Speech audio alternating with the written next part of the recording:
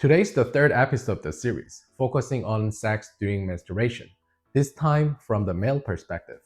If you haven't watched episode 1 and 2, I highly recommend checking them out first. This is really useful information, so make sure to watch this series. Alright, let's get started. According to a survey by HuffPost, quite a lot of people have sex during menstruation. If you're worried about whether sex during menstruation can lead to pregnancy, check out the first episode of the series. For men, unlike women, there are not many significant concerns about sex during menstruation, except for the risk of STIs.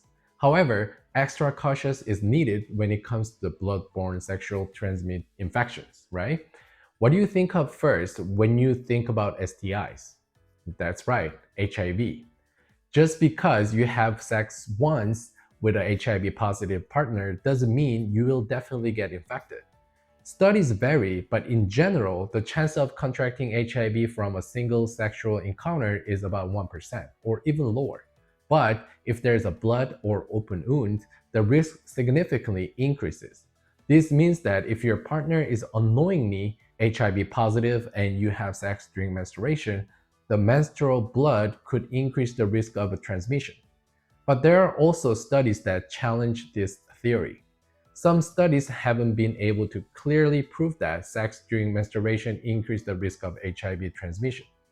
There is definitely a possibility, but it's not conclusive enough to say for sure. In other words, because it's uncertain, it's best to be cautious.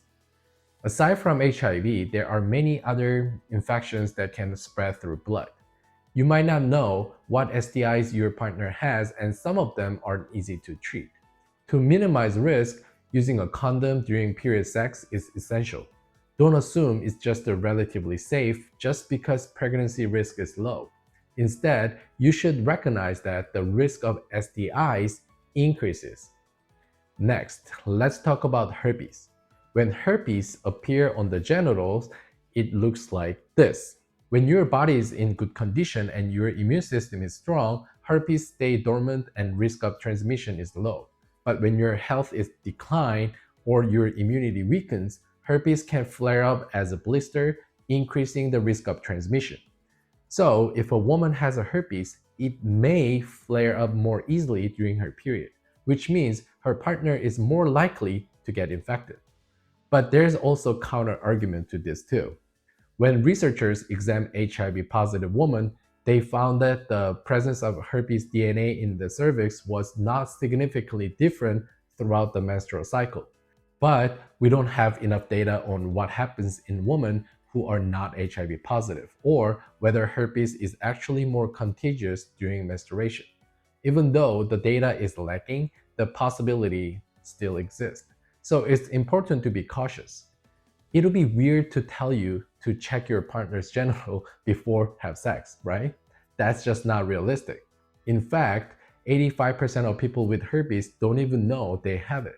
That's why using a condom is the safest option. Next time, I got something I know many of you are curious about, which is, does circumcision affect sexual pleasure? So don't forget to like and subscribe and stay tuned. Remember, health is wealth, so invest in yourself. This is Dr. Sean making health easy for you. See you next time.